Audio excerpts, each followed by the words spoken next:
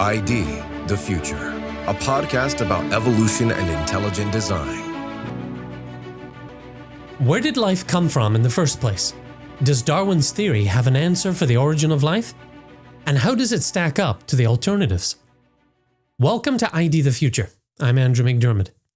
Today we're bringing you the first half of an insightful conversation between philosopher of science Dr. Stephen Meyer and synthetic organic chemist Dr. James Tour, as they unravel important issues around the origin of life. Dr. Tour is a professor at Rice University, renowned for his work in nanotechnology and his skepticism toward the current scientific models explaining the origin of life. Dr. Meyer is author of Darwin's Doubt, The Explosive Origin of Animal Life and the Case for Intelligent Design. In part 1, Meyer and Tour set the stage by highlighting the distinction between Charles Darwin's theory of biological evolution and the question Darwin never answered: where does life come from in the first place?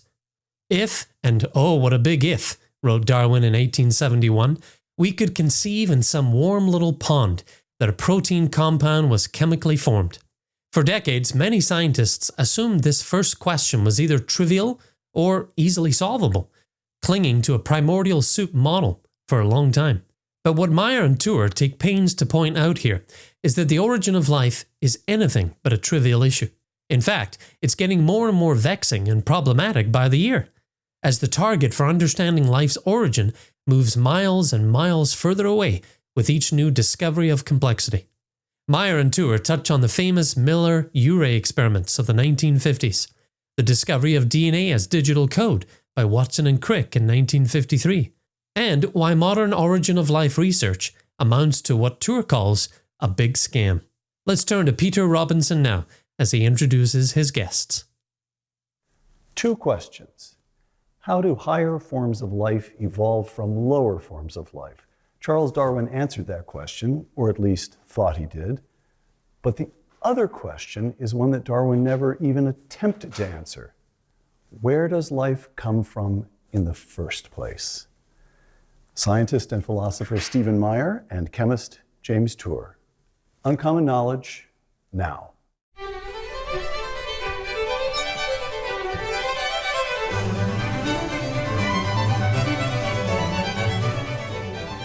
Welcome to Uncommon Knowledge. I'm Peter Robinson. We're filming today in Fiesole, Italy. Stephen Meyer earned his undergraduate degree at Whitworth College and his doctorate in the history of science at Cambridge. Now the director of the Center for Science and Culture at the Discovery Institute, Dr. Meyer's books include Signature in the Cell, Darwin's Doubt, and The Return of the God Hypothesis. James Tour received his undergraduate degree at Syracuse University and his doctorate in synthetic organic and organic metallic, I can't even say what this field is, in synthetic organic and organometallic chemistry from Purdue. Now a professor at Rice University, Dr. Tour's areas of research include nanoelectronics, graphene electronics, silicon oxide electronics, and carbon research into what the Rice website terms, quote, environmentally friendly oil and gas extraction, close quote.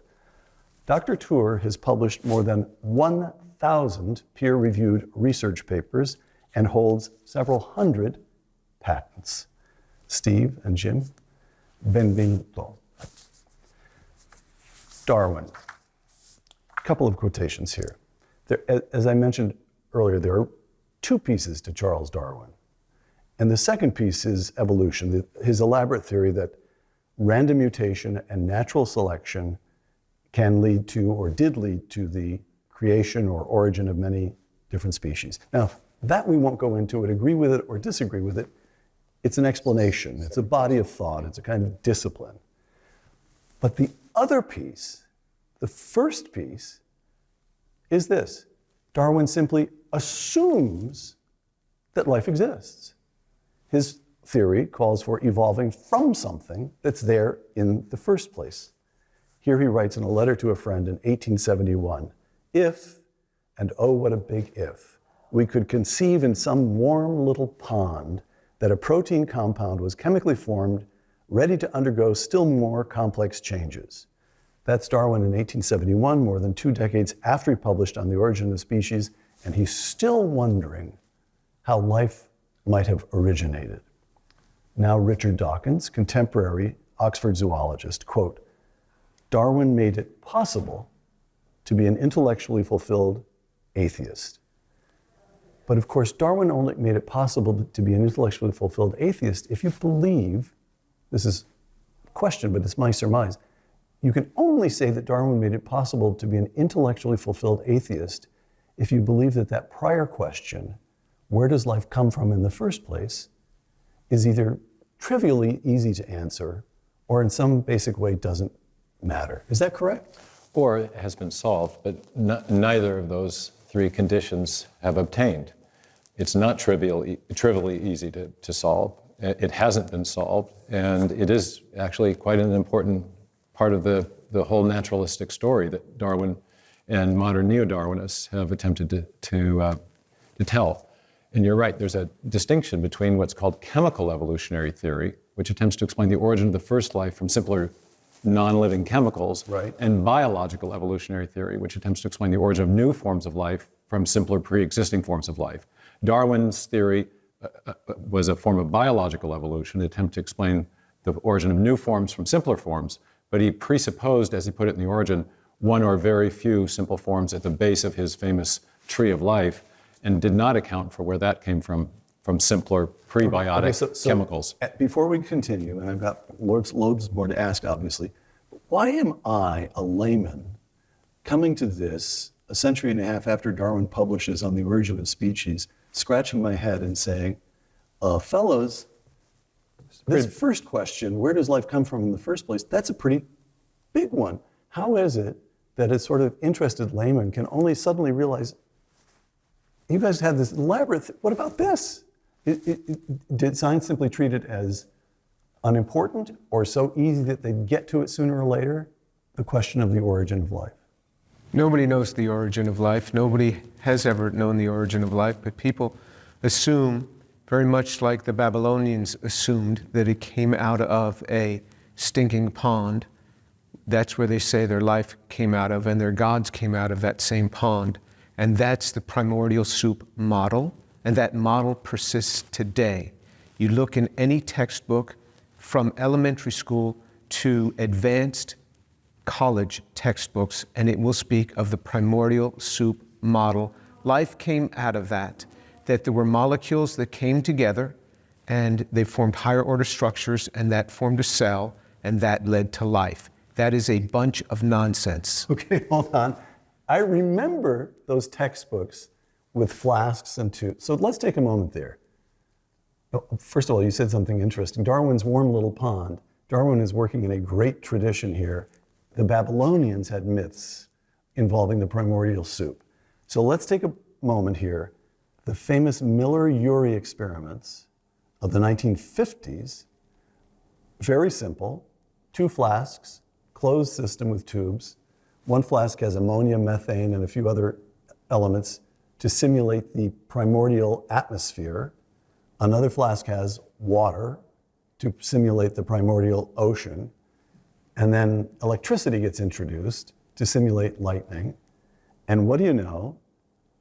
Amino acids seem to settle out of this. And in early experiments, according to my reading, there were 5 amino acids, which could be described as central building blocks of life, I'm told. In later experiments, they refined it, improved it a bit, and they got up to 22 amino acids. And there it seems to have stopped. The science says, oh, that's close enough. We can extrapolate from what's going on there. Keep this up for 1 billion years and you'll end up with life. And James Tour says? It's garbage. That doesn't work. Yes, they made a number of amino acids. They also made amino acids that are totally unnatural. And so they had many amino acids. I think that there may have been a dozen or so of the amino acids, but it doesn't matter. All of them were achiral, which means they didn't have the handedness that one wants. Organic molecules, aside from the very simplest of organic molecules, have two-handedness. You either have a right-handed model or a left-handed model. Your right and your left hand are mirror images of one another. If you put your right hand up to a mirror, it will appear as your left hand. The two are non-superimposable. That's why your right hand can't fit in a left-handed glove.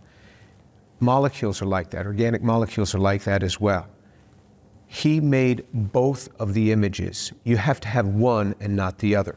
So there were other experiments that talked about resolving these, separating these. But that's the easy part. That's actually quite easy. But what was presumed from that experiment, which was actually a very nice experiment, I'm not belittling that experiment at all, is that we would very soon figure out the way to life. That's what was assumed. And so that was 75 years ago. So think about that. Think of what has been done in the last 75 years, where you have this whole silicon era, which started in 1960.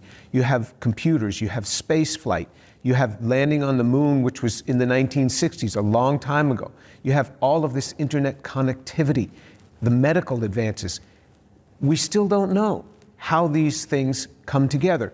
You have to take the amino acids and polymerize them, hook them together. That's a big problem. Nobody has solved that. Jim, may I read a little bit from a paper of yours, one of your 1,000 peer-reviewed papers? I don't understand a word of this, but I'm going to quote a little bit and ask you to help me understand it. Quote, this is the title of the paper: "Are present proposals on chemical evolutionary mechanisms accurately pointing toward first life?" All right. You described work that you have done in assembling what you call nano cars, tiny little vehicles. Here's a quote.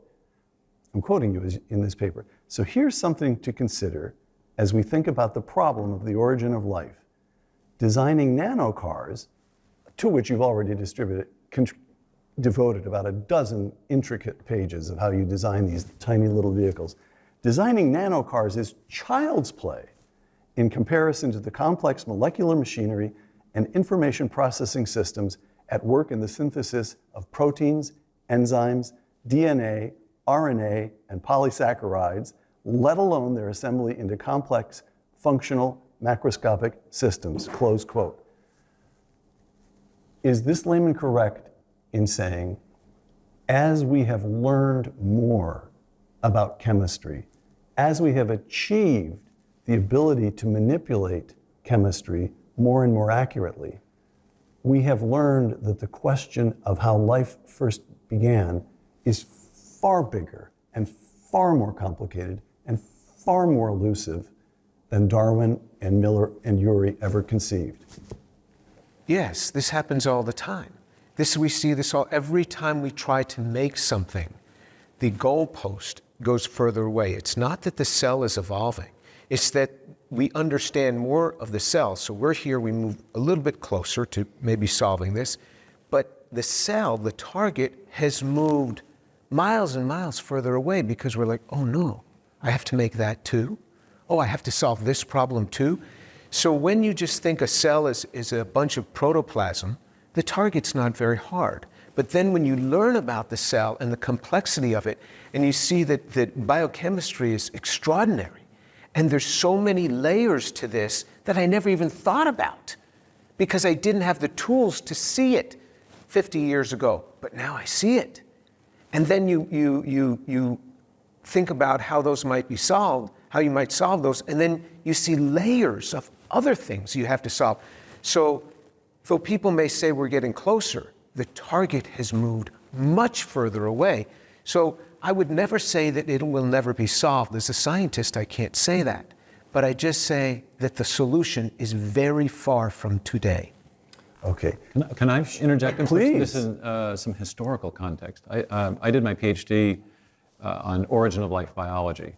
And one of my Cambridge supervisors, who also worked on the history of that field, had a well-known quotation. She said that behind the question of the origin of life is a deeper question, and that is the question of what are we trying to explain the origin of?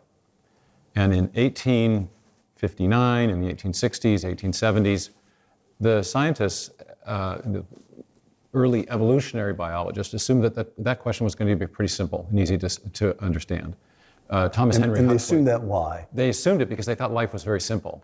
Thomas Henry Huxley, who was Darwin's famous bulldog, said that the cell was a simple, homogeneous globule of undifferentiated protoplasm.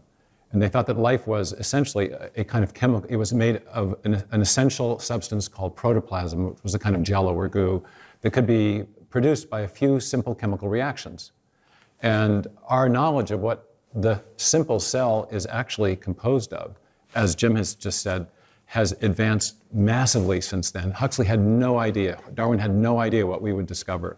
And now we know that inside living cells, we have at the very least an information storage, transmission, and processing system, which is part of a whole automated system for building proteins and protein machines. These nano machines that Jim makes, as you correctly point out, are as he puts it, child's play. He has these massive chemical recipes that are involved, multiple steps, interventions, and manipulations to build the much simpler miniature machines that he can build. They're much simpler than the ones that are found inside cells.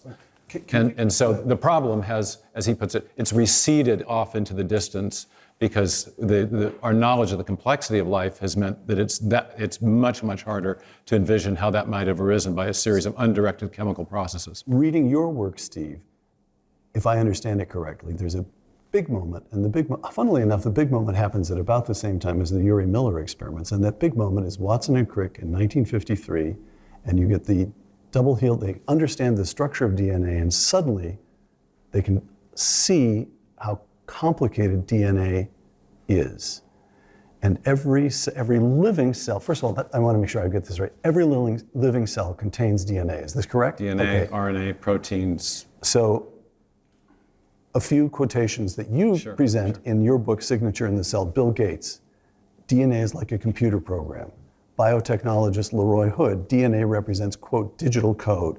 Richard Dawkins himself, the machine code of the genes is uncannily computer-like, close quote.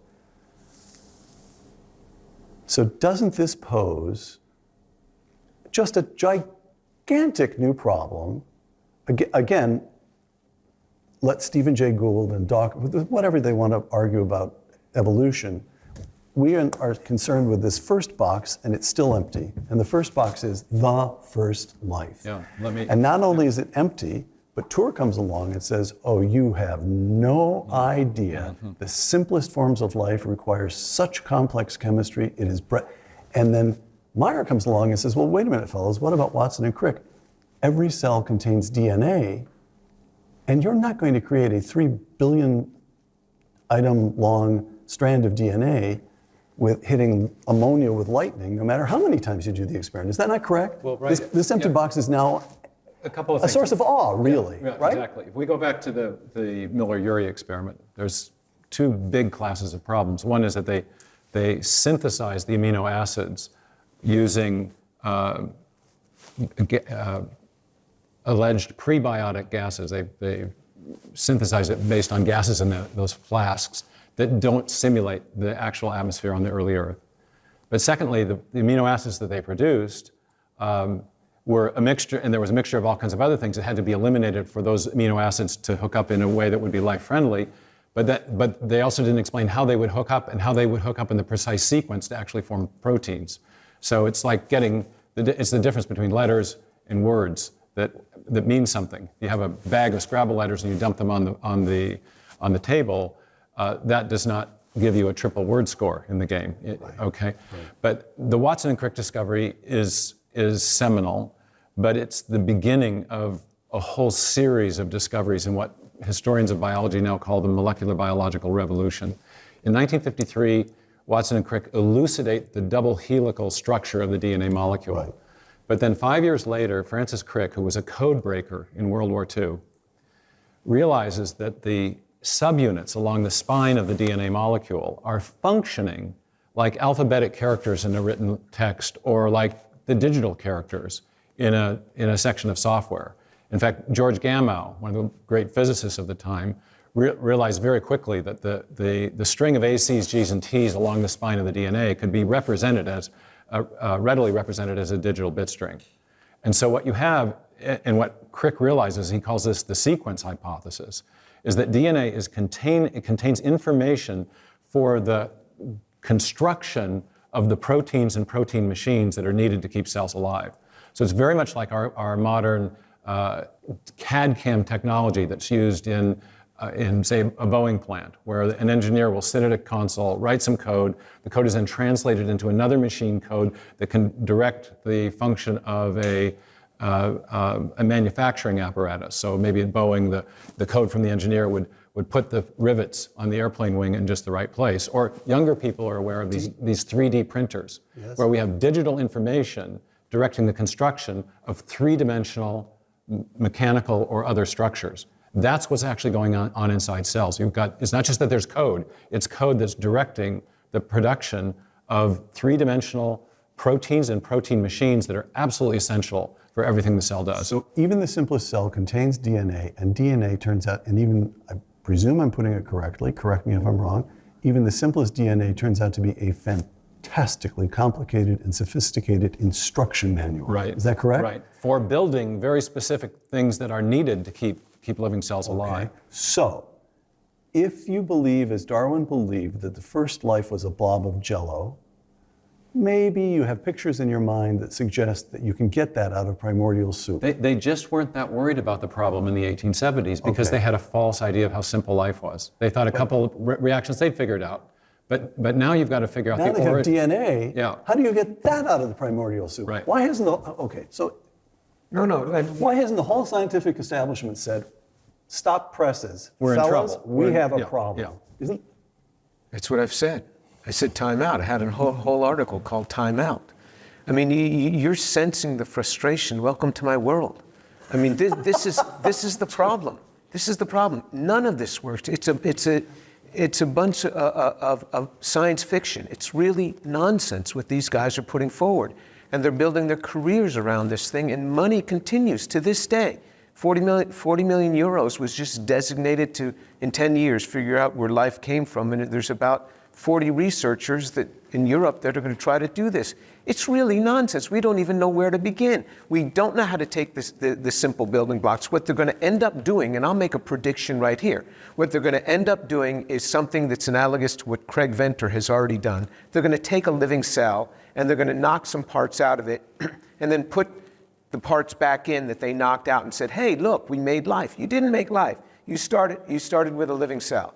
I mean, this is what they're going to... You started with a car, you took the carburetor out of one car and put a carburetor from another car in and said, hey, look, we made a car. Because they're not going to know where to begin. There's so many problems. It's not just 5 problems. I talk about 5 problems because these are 5 you're going to have to solve, but that's 5 of 5,000 that are facing you that just to begin.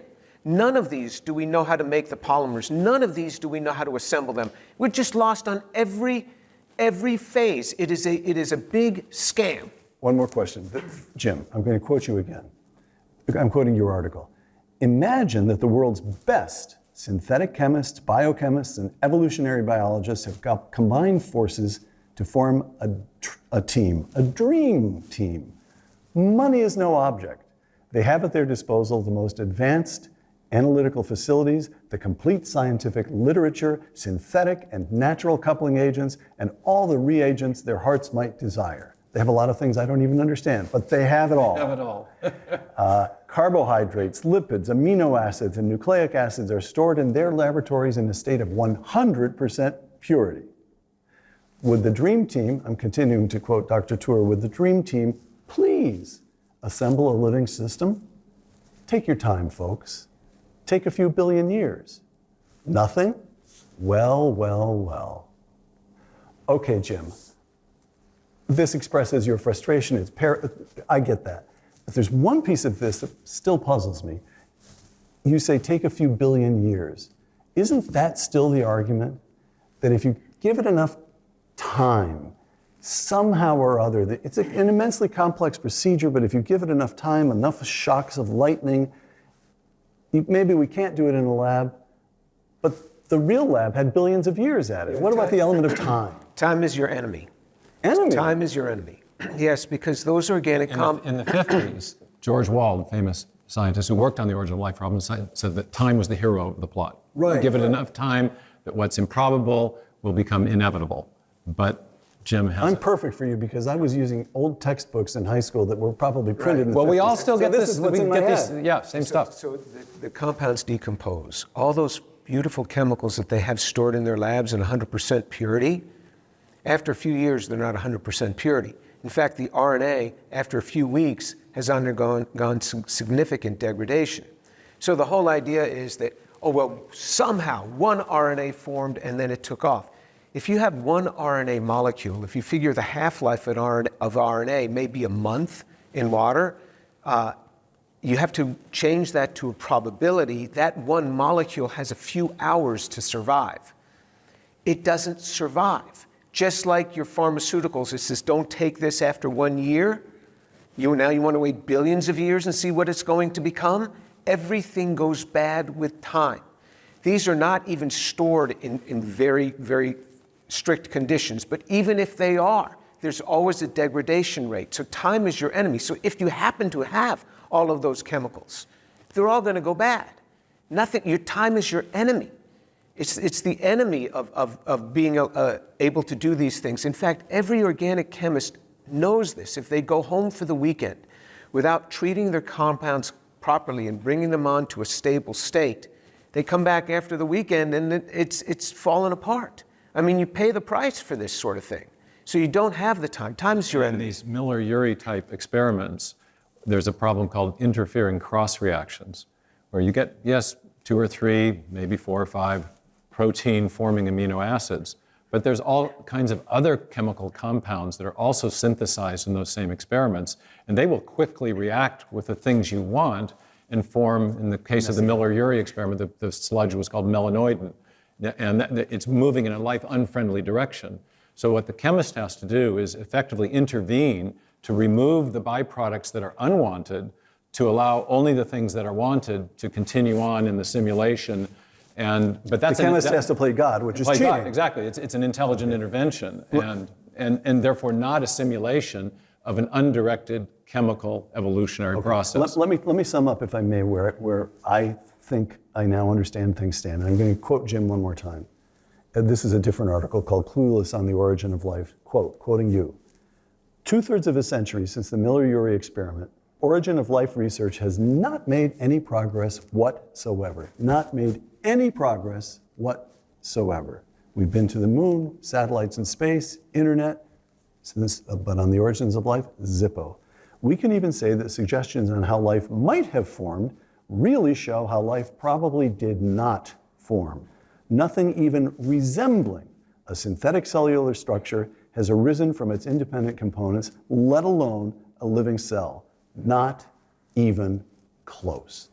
Are you both willing to stand with that as a good, tight summary statement? I am, but I have a small difference with Jim on this, perhaps, and that I think that is progress. I think that we've defined how difficult the problem is. He's playing semantic games. It is a semantic game in a way, but it's an important point because, as I was just saying, that for the chemists to move the molecules in even a modestly life-friendly direction, they invariably, in their simulations, have to remove things they don't want, use purified reagents. They are inputting information into their system, and therefore the logic of these simulation experiments run like this. We're going to do an experiment under conditions that we think model what was on the prebiotic Earth, and then we're going to see what happens.